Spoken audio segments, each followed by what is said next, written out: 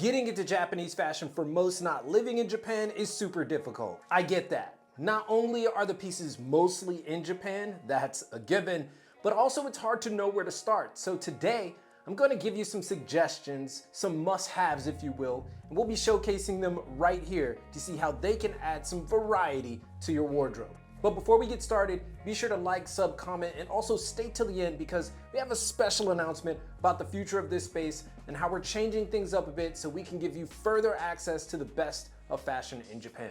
I'm Reggie Casual, let's get it. I never really liked giving style tips or suggesting what anyone should buy. I believe fashion is an extremely personal process, and depriving you from experiencing the joy of discovering is something that never really sat well with me. That said, I recognize that we all need a bit of inspiration, and while these must-haves are certainly golden in my book, in no way, shape, or form should you feel compelled to buy any of these suggestions. They are simply specialties that Japanese fashion has done incredibly well, and I just want you to know about them. And with that, let's begin with bottoms, or pants, trousers, whatever you like to call them. Let's get it. For many, pants are the glue that puts it all together. They set the tone of the rest of the outfit. And why? Because we need them. And while it's easy to mention Japanese denim jeans because they are the most notable Japanese pants you already likely know about, I would like to go in a different direction. Sashiko stitch pants are certainly going to give your closet a further edge in the texture department.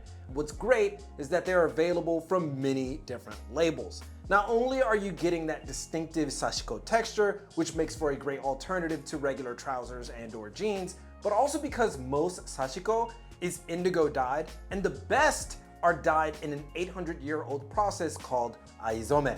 And while that indigo does rub off pretty easily initially, when it starts settling in, nothing beats the aging process. In fact, those of you who are familiar with Capital may be privy to the world famous Capital Century denim, which in and of itself uses a variation of sashiko stitching, giving its distinctive pattern and texture.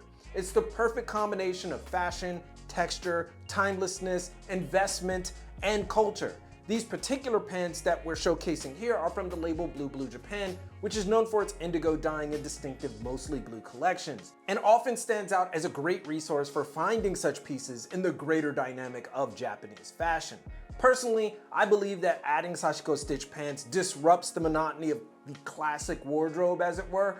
It's just enough to give anyone more varied options, and as such is a great piece to add to your collection. However, there are other trouser options out there, and our next is a bit more direct, and one of the few times I'm going to direct you to a specific brand. Now, many of you are likely familiar with easy pants, and if you're not, they are simply pants of any fabric or make that add ribbing to the entire waistband and often forego a traditional open fly design. Think like sweatpants, but have the option of being made like dress slacks. This admittedly has caught on globally, and for a while I think, so you can pretty much get them anywhere.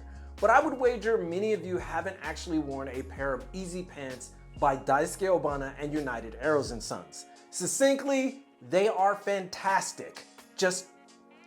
They're the best. These double weave composite fiber easy pants are some of the most comfortable, soft to the touch pants you'll likely ever wear. And that is not hyperbole. When I used to take people on fashion tours in Tokyo, I would frequently show this collection to men especially, and they were often floored by how sleek, slick, lightweight, minimal, and acceptable they were for various situations. In short, they loved it, simply because they just didn't do too much and they felt amazing. Now, what makes these special is that the inner is brushed, making it even softer on the skin, but the outer maintains a smooth surface while also not being rigid like regular slacks. It's a perfect everyday pant and saves you the trouble of figuring out what to wear on a quick trip to the grocery store or the local coffee shop in the morning.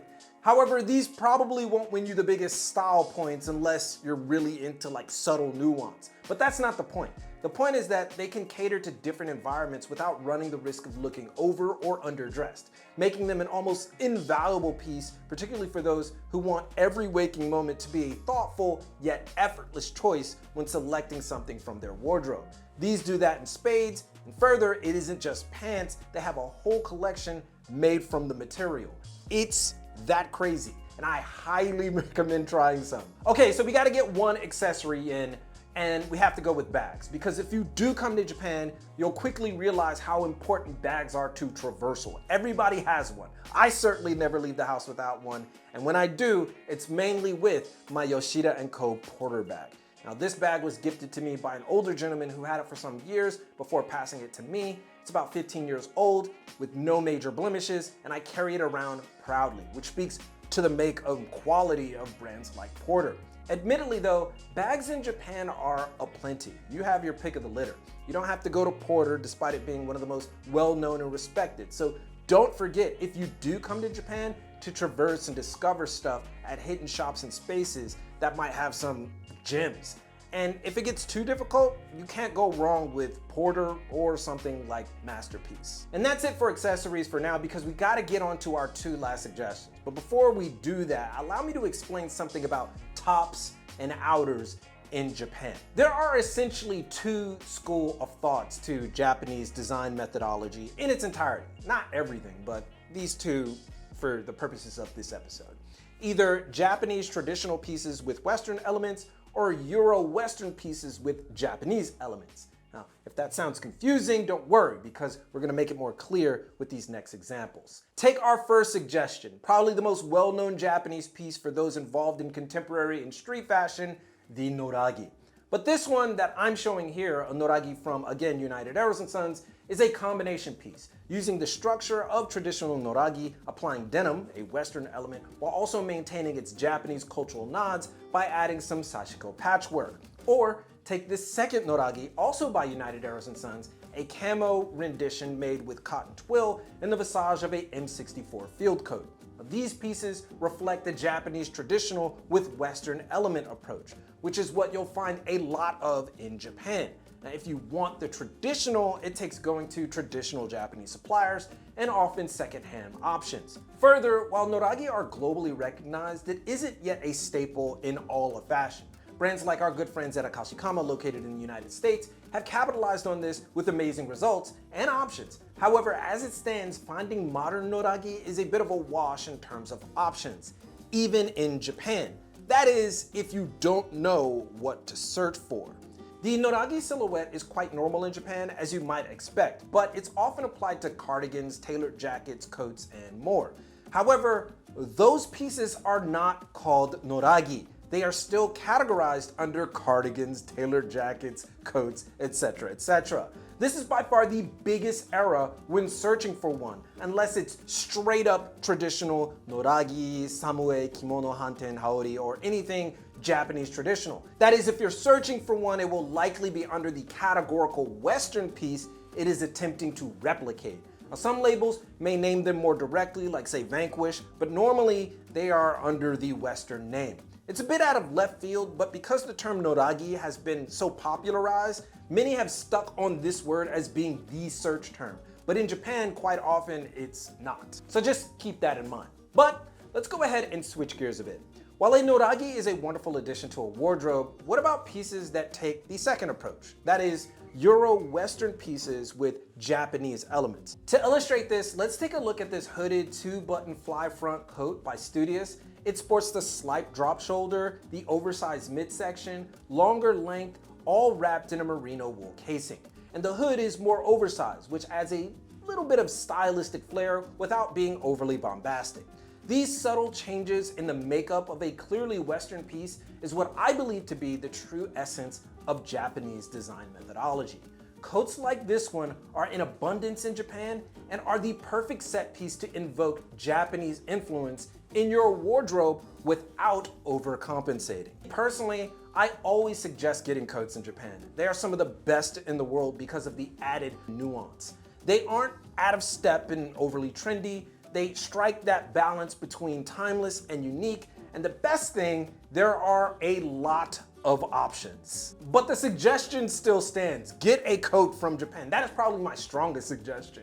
You'll have your work cut out for you because of all the options, but that is a good thing. However, as I said before, I never like the idea of telling people how to style or what to buy. Some might find that funny, assuming probably I have no business telling people about style, regardless if I wanted to or not. fair enough. But while I clearly respect others that give tips on style, part of the reason I never really like showing off my outfits or anything like that is because I found that my take on fashion and style is wildly out of step for the mainstream of Western fashion enthusiasts. That's not a knock, it's just, to be honest, Japan has blessed me with a different perspective that no longer seeks the validation of Western fashion philosophy. Again, not a knock, it's just how long I've been here. Sure, I still respect Western fashion, but it doesn't really govern my choices anymore. That said, I recognize now that's what's missing, the perspective. That is the same perspective that I have gained from all these years in Japan. And I want to share more of that perspective with you in a more concrete way. And what that means is that we plan to do more showcases like today, like in this episode. And also do our best to go outside of the studio and experience that perspective in real time, in real life. This is not an attempt to change your philosophy, but to, at the very least, provide reference points that can at the very least give you some inspiration. We'd also like to know in the comments what you'd like for us to cover more frequently and what you'd like to see more from fashion in Japan. It's what we like to do, and we know many of you like that kind of stuff. And it's kind of our specialty. And it just helps us out a ton to deliver what you want while also at the same time doing what we want. But for those of you who want to take it a step further, I invite you to join us on YouTube or Patreon for future benefits and production credits. That helps us out a lot if you can. This ensures that we'll be able to deliver more consistently the showcases you'd like to see, as well as keeping this thing going and serving you bigger and better reviews and insights, while also helping us build a platform that makes all these things that we talk about more accessible to you. Because honestly, that is the end game. That's right, we want to break down the barrier, the gate, if you will, that prevents you from getting the stuff that we talk about. And being that we're uniquely positioned in a place where all this stuff is, we believe that we can deliver that to you. That is the next step. And we hope that you'll take that journey with us. But at the very least, drop a sub, like, turn on notifications if you found this content valuable or entertaining to you. But most importantly, keep it locked right here for all of your info on international fashion, culture, and business from Tokyo. It's your boy, and keep it casual. Yoroshiku onegai shimasu. And I'll see you guys in a minute.